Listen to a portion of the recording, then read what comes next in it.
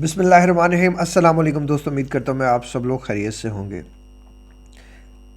میں یہ ویڈیو ان لوگوں کے لیے بنا رہا ہوں جو یہ اکثر کمپلین کر رہے ہیں کہ سر ہم تو سب کچھ کر رہے ہیں، بڑی محنت کر رہے ہیں، دل جان سے زور لگا رہے ہیں اور پورا زور لگا رہے ہیں، لیکن پھر بھی کچھ نہیں ہو رہا۔ کیا کریں ایسی سچویشن میں؟ کیا کریں؟ جو لوگ عمل بھی کر رہے ہیں، پوری طاقت بھی لگا رہے ہیں، زور بھی لگا رہے ہیں، پھر بھی چیزیں کیوں ان کے کنٹرول میں نہیں آ رہی؟ کیا ایسی ریزن ہے؟ کیا ایسی وجہ ہو سکتی ہے؟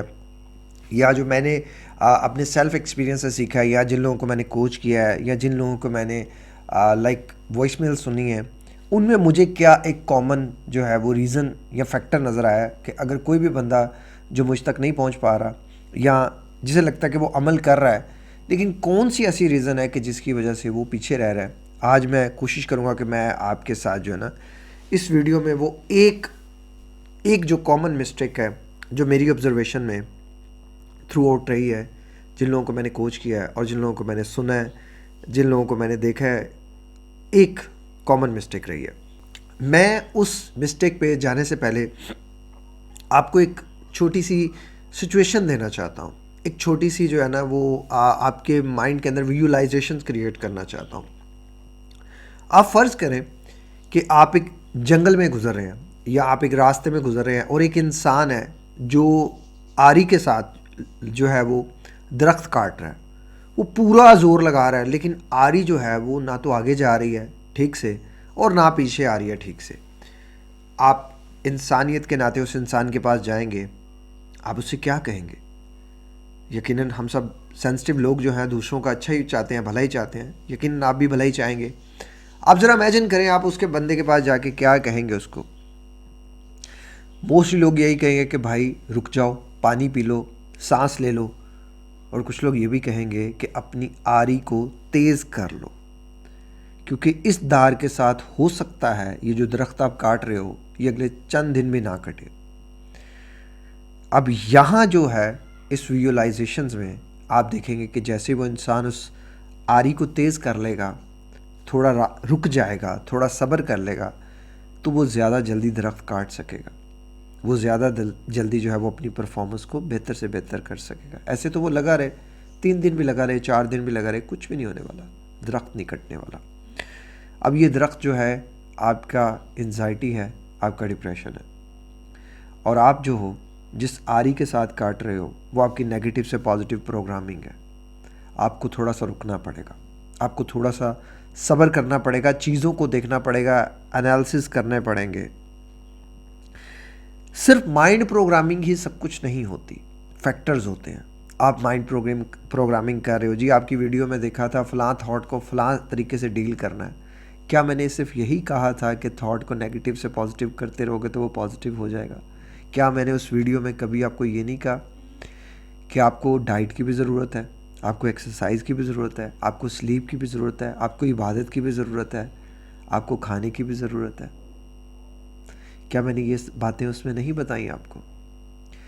آپ خود اپنے آپ کو بلا وجہ ہلکان کر رہے ہو، سوچ سوچ کے، بار بار کہہ کے ایک تھاٹ آتا ہے پکڑ لیتے ہو، نیگیٹو سے پازیٹیو نہیں ہو رہا، نیگیٹو سے پازیٹیو نہیں ہو رہا۔ جیسے گردان ہم بچپن میں یاد کرتے تھے نا، ویسے ہی ہم بار بار رک جاؤ بھائی، تھم جاؤ، صبر، ریلیکس ہو جاؤ، شاپندہ سو، اپنی آری کو تیز کرو۔ آپ کی آری کیا ہے؟ تھوڑا ریلیکس ہو جاؤ۔ پہلی چیز یہ، ریلیکس ہو جاؤ، اس وقت عبادت شروع کر دو، واک پہ نکل جاؤ، اپنا پسندیدہ کھانا کھا لو۔ آپ اس ٹائم پہ، جو ٹائم آپ کو پینک کر رہا ہے، جو ٹائم آپ کو اوور تھنکنگ کر رہا ہے، اس ٹائم پہ آپ اسے بہت زیادہ لڑنے کی بجائے، بہت زیادہ الجھنے کی بجائے سینیریو کو چینج کر دو، سچویشن کو چینج کر لو۔ کیوں؟ یہ بھی تو باتیں میں بتاتا ہوں نا۔ آپ کیوں اسی چیز پہ الجھتے رہتے ہو کہ خیال آ رہا ہے، اسے ختم کرنا ہے، اسے ختم کرنا ہے؟ او بھائی وہ خیال تو ختم نہیں ہوگا، وہ تو خیال چینج ہوگا نا۔ میں نے کب کہا کہ آپ نیگیٹو تھنکنگ کو ختم کر سکتے ہیں؟ میں نے ہمیشہ کہا کہ آپ نیگیٹو تھنکنگ کو پازیٹیو کر سکتے ہیں، لیکن آپ اس پازیٹیو کرنے کے لیے اپنی ساری انرجی لگا دو گے۔ 20% آپ کا برین آپ کی باڈی سے انرجی لیتا ہے ریسٹ کنڈیشن میں۔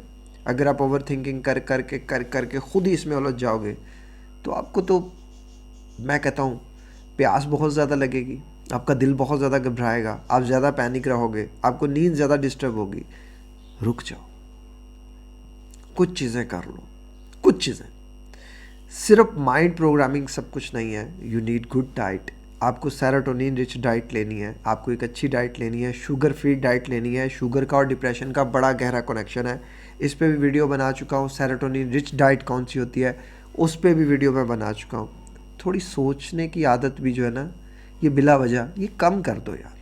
فزیکلی ایکٹیویٹی میں آؤ، کچھ کام دھندا کرو. بیڈ پہ لیٹے رہو گے، بیٹھے رہو گے. اب میں ایسے ایسے شہزادوں کو کوچ کرتا ہوں کہ جو بیچارے 24 گھنٹے ہی بیڈ پہ ہیں. جی کیا ہو گیا؟ جی ڈپریشن ہو گیا، میں اٹھ نہیں سکتا، میں چل نہیں سکتا. اللہ معاف کرے، جوان ہے 22-23 سال کے لڑکیاں لڑکے، کچھ کام دھندا نہیں، کچھ نہیں کر رہے یار، صرف اپنا نقصان کر رہے ہو، کسی کا کچھ نہیں جا رہا. دوست آپ کو کچھ ہوتا ہے نا تو صرف آپ کے رب کو اور آپ کو فرق پڑتا ہے. یہ سارے رشتے جو ہے نا یہ تب تک ہیں جب تک ہیں، جب نہیں ہیں تب نہیں ہیں.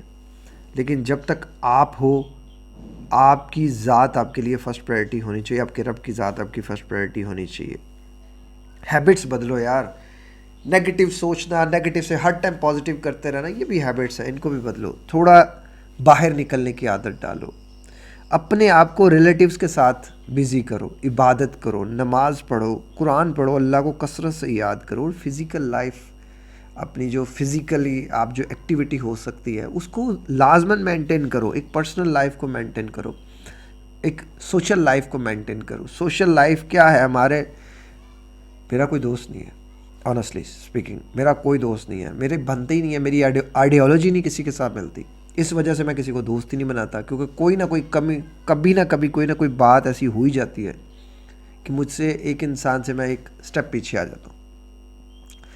تو یار ضروری نہیں کہ آپ ایک سٹیپ پیچھے آ کے اس کو چھوڑ دو. میں پھر بھی لوگوں سے ملتا ہوں، میں پھر بھی باتیں کرتا ہوں، میں پھر بھی میرے بہت سے ایک سٹیپ پیچھے والے دوست ہیں، ایک سٹیپ بیک سائڈ پہ رہ کے دوست ہیں. آپ وہ ایک سٹیپ بیک سائڈ پہ آنے کی عادت ڈالو.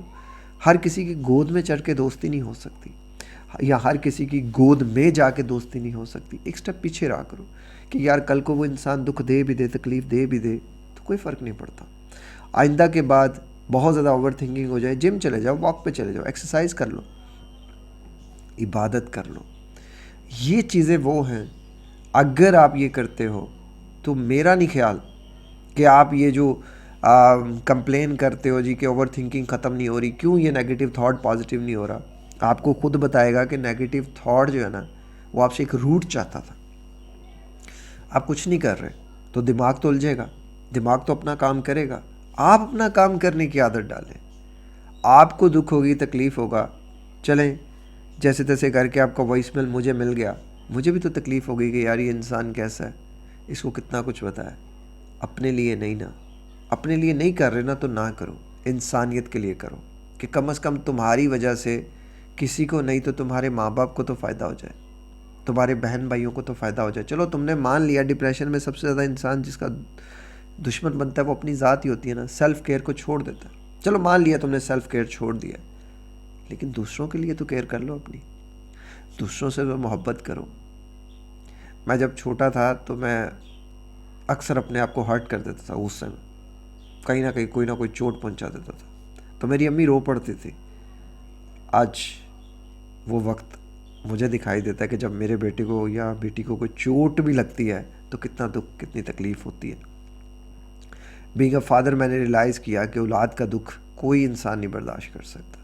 تو آپ ذرا سوچو کہ جس کی آپ اولاد ہو، جس کے سامنے آپ کہہ رہے ہو جی ڈپریشن ہو گیا، جی ڈپریشن ہو گیا. اللہ تعالیٰ ڈاکٹرز کو بھی ہدایت دے، اللہ ایسے ڈاکٹرز کو بتائے کہ سر آپ کے پاس جو نالج ہے اس کا بھی اللہ نے آپ سے حساب لینا ہے. ایک لڑکے کا واقعہ یاد آیا.